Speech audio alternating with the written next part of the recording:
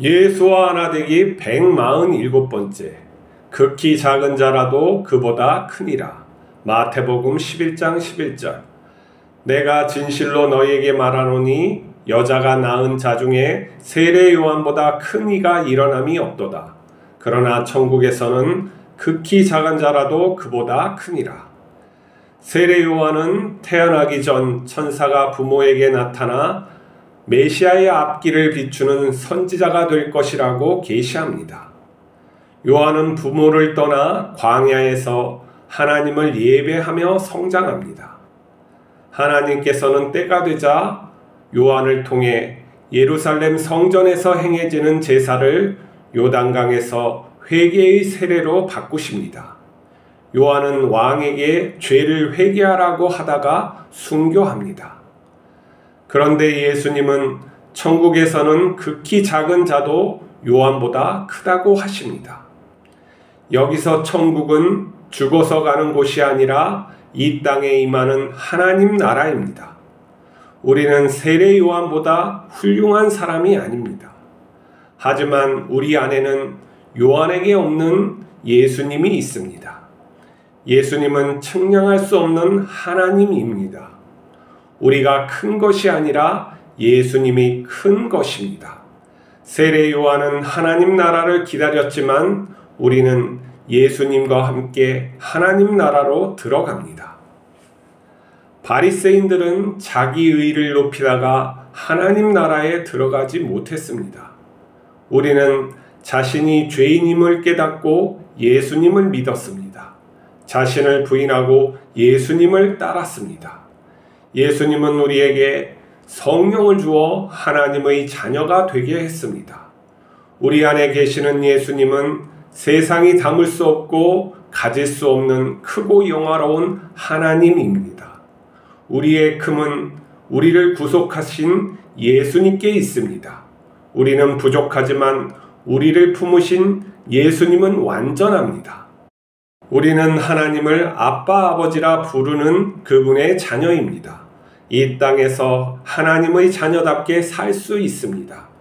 예수님이 항상 우리와 함께하고 있기 때문입니다. 천국과 하나님 나라를 동일하게 보지 못하는 그리스도인이 많습니다. 천국을 죽어서 가는 것으로 생각하는 거죠. 그리고 하나님 나라는 죽는 것인지 죽어서 가는 곳인지 아니면 이 땅에서 내가 살아서 들어가는 것인지 헷갈려하는 그런 문제가 있습니다. 정확히 말하면은 하나님 나라는 하나님께서 통치하는 곳입니다. 곧 사람이기도 하고 예수님을 따르는, 예수님을 믿는 무리이기도 해요. 근데 이것이 유대인들은 이 땅에 하나님 나라가 이 말이라고 믿었지 죽어서 천국에 가는 그러한 것을 믿지 않았어요. 믿은 사람들이 일부 있었죠. 바리새인들과 또 이제 그 유대 지파에서 일부 사막에서 이렇게 활동하는 사람들이 그러한 믿음이 있었어요. 근데 우리가 사두개인들, 제사장들이 중심이 된 그 무리는 이런 사후세계에 대해서 큰 관심이 없었어요. 그리고 이 하나님 나라를 이 죽어서 가는 곳으로 또 이렇게 우리가 강조되어서 그런 쪽으로 방향을 잡은 것이 핍박에 심해졌을 때 더욱 그러한 현상이 나타납니다. 왜 그러냐면은 이제 이 땅에선 소망이 없기 때문에 나는 이제 하늘나라로 간다 하는 게 이제 바울 신학에서 많이 강조되는 부분이죠. 그것이 잘못된 것은 아니에요. 현실적인 것이기 때문에 소망하고 사는 것이 나쁜 것이 아니죠. 그리고 바울이 믿음을 강조한 것은 또한 잘못된 게 아니에요. 자꾸 율법으로 공격을 하니까 그에 상응하는 믿음으로 대응을 한 거예요. 그러나 우리가 믿음과 행위가 하나님이 이걸 나누어서 말씀하시지 않았듯이 믿음과 행위는 일치된 거예요. 그래서 바울은 이것을 강조한 것 같지만은 뒤에 행위에 그리스도의 삶에 대해서 충분히 얘기했기 때문에 다 하나로 모아지는 거예요. 그 의미, 그 상황을 이해하고 그 의미를 깨달아야 돼요. 그리고 하나님 나라를 볼 때 이 땅이나 저기 위에 있는, 하늘 위에 있는 하나님의 나라나 이 땅에서 하나님이 통치하시는 거나 일반인 것이죠. 그리고 예수님이 말씀하신 이 천국, 이게 이제 천국이라고 번역되어 있는데 하나님의 나라예요. 정확히 보면은 하나님의 나라, 하나님께서 통치하시는 나라, 하나님께서 다스리는 사람들, 하나님의 백성들을 갖다가 하나님의 나라라고 하는 것이죠. 그래서 우리가 천국에서 극히 작은 자라도 세례요한보다 크다 이렇게 할 때는 천국에 가면 우리가 막 변신해가지고 천사처럼 변신해가지고 우리의 지능이 막 늘어나고 뭔가 제약이 없고 뭔가 거룩해지고 뭐 이러한 것으로 변한다 이런 생각으로만 생각하면 안 돼요. 하나님께서는, 예수님께서는 이 말씀을 왜 했냐면은 이 땅 위에서 그런 요한보다 더 거룩하게 우리에게 살게 하기 위해서, 올바로 다 살게 하기 위해서 말씀하신 거라고요.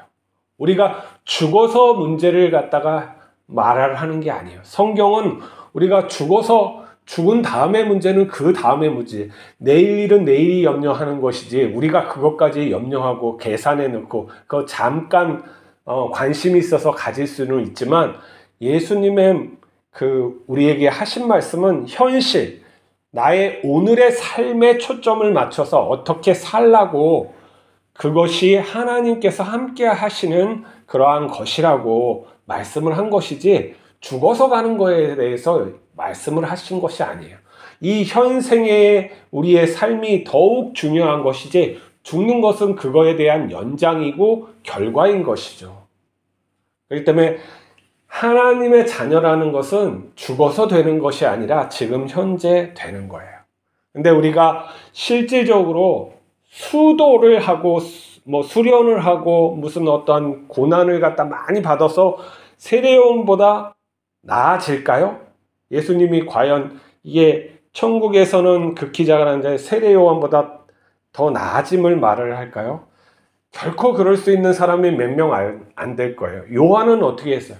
광야에서 정말 고난을 받으면서 의롭게 그리고 하나님의 뜻대로 살아간 사람이에요. 그건 결혼도 하지 않았던 것 같아요. 그리고 예수님께 세례를 줄 만큼 하나님께서 그의 영적 권위를 대단히 높이셨어요. 근데 우리 보통 그리스도인이 그보다 나을까? 이렇게 하는 것이죠.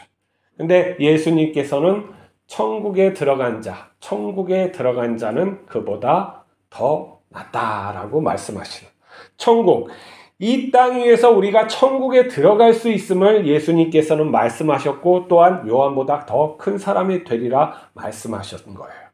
그러면 우리는 어떻게 천국에 들어가느냐? 천국의 문은 누구예요? 예수 그리스도죠.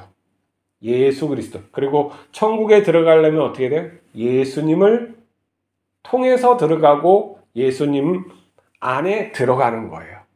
곧 하나님의 말씀이고 천국을 이 땅에 임하신 예수 그리스도 안으로 내가 들어감으로 천국에 들어가는 거고, 예수님을 내가 모심으로 또 이 요한보다 더 큰 자가 되는 것이죠. 우리는 요한보다 결코 낫진 않지만 우리 안에 예수 그리스도가 계시기 때문에 우리가 요한보다 더 나은 것이죠. 나중에 요한도 성령께서 예수 그리스도를 메시아로 받아들임으로써 그러한 또 은혜가 동일하게 임하는 것이겠죠. 자, 우리는 하나님께서 말씀하신 것, 그리고 예수님이 이 땅을 진정으로 우리에게 어떻게 살라고 하신 것인지 말씀하신 것을 깊이 이해를 해야 돼요. 그래야지 하나님이 주신 복, 나에게 하나님의 자녀의 복이 내가 받으며 그리고 그 정체성을 가지고 의롭게 그리고 기쁘게 평화롭게 살 수가 있어요. 이 땅에서 우리가 살아가는 이 살아가는 이것이 믿음이에요. 그러니까 내 삶이 믿음인 것이지 내가 무엇인가 지식으로 믿고 있는 게 믿음이 아니라는 거죠. 그러니까 내가 지식으로 알고 행함으로써 내 자신을 갖다가 증명해 나가는 것이죠. 근데 이게 내 뜻대로 안 되기 때문에 하나님의 은혜를 내가 날마다 매 순간 구하게 되는 거예요. 그래서 아침에 일어나면 하나님께 기도하고 또 내 삶의 스케줄 따라 그 현장에 가서 기도하는 삶, 하나님과 동행하는 사람을 간절히 구할 때 하나님의 함께 하심이 내 인생에 그리고 내 삶에 그리고 나의 현실에 드러나는 것을 내가 확인하는 것이죠. 그래서 내 어떠한 현실을 만났을 때 어떤 문제라든지 내가 어떠한 해결해야 될 일들을 만났을 때 하나님께 기도함으로써 내가 그 방향대로 일을 처리하는 것을 갖다가 하나님 나라에서 내가 산다고 말할 수 있는 거예요. 그러니까 내가 원하는 대로 어떠한 하나님께 이거 해주세요가 아니라 내 문제, 자녀의 문제, 내 경제적인 문제, 그것을 하나님께 구하고 하나님 이것을 어떻게 할까요? 내가 자식을 어떻게 대할까요? 내가 직장 생활을 어떻게 할까요? 내가 실은 저 상사를 어떻게 대할까요?를 갖다가 기도하고 하나님이 주신 응답대로 내가 순종하면서 사는 거예요. 그러면 처음에는 어렵지만 그 진리 안에서 그렇게 살다 보면 내가 그렇게 되어가는 것이죠. 그게 하나님께서 우리에게 주신 은혜라는 거예요. 그것을 통해서 하나님이 나에게 역사하시는 게 보이는 거예요.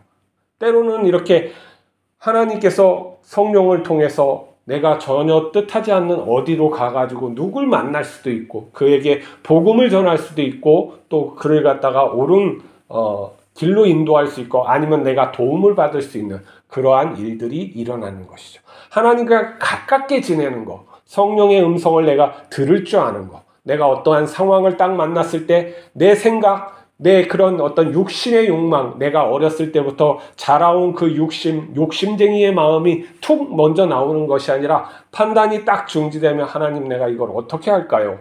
무엇으로 어떻게 처리하는 게 하나님 뜻입니까? 구할 수 있는 자가 되어야죠. 그러면 정말 그것으로 산다면은 하나님의 역사는 자연적으로 따라오게 돼 있는 것이죠. 우리가 그렇게 살지 못해서 문제가 일어나는 거고 마치 천국이 저기 있는 양 이렇게 저 먼 데에 하나님이 계시는 양 살아가는 게 완전히 어떤 만들어진 종교의 모습이라 하는 것이죠. 우리의 신앙은 체험이에요. 체험. 살아있는 거라고요. 저 먼 곳에 있는 것이 아니라 내가 오늘 내가 하나님을 체험할 수 있는 게 신앙인 것이죠. 그것을 진리로 옳은 것이 무엇인가 깨닫는 그 진리로 아니면 내가 전혀 할 수 없는 것을 하나님의 방법으로 해결해 주시는 것으로 이 모양 저 모양으로 하나님께서 함께 하신 걸 내가 느끼는 것이죠. 예수님이 그렇게 사셨고 제자들이 그렇게 살았어요. 근데 우리가 어떠한 것을 나의 욕심으로 자꾸 해석하고 내가 안됨으로 해석하고 아니면 이 삶을 갖다가 교리화시켜서 어떤 말로써 이걸 하자, 무엇을 하자 이런 걸 하면은 하나님하고 전혀 관계없는 그냥 어떤 구호의 하나님이 돼버리는 거예요. 각자마다 하나님께서는 은혜를 주시고 각자마다 인도하시는 인생이 있어요. 지금이라도 나의 인생을 살지 말고 하나님께서 주시는 인생을 살기 위해서 갑시다. 그것이 비록 고난일지라도 하나님께서 함께 하신다면은 그 결과는 생명으로서 우리에게 주어질 것입니다. 하나님의 영광으로 우리가 들어가는 하루 됩시다. 기도하시겠습니다. 거룩하신 하나님 아버지, 하나님 나라를 잘 이해할 수 있게 인도하여 주시옵소서. 이 땅에서 하나님 나라의 삶을 살게 하여 주시고 하나님 자녀의 삶을 살게 하여 주시옵소서. 우리가 연약하오니 붙들어 주셔서 하나님의 영광이 우리 삶에 드러나게 하여 주시옵소서. 우리 주 예수 그리스도 이름으로 기도하옵나이다. 아멘.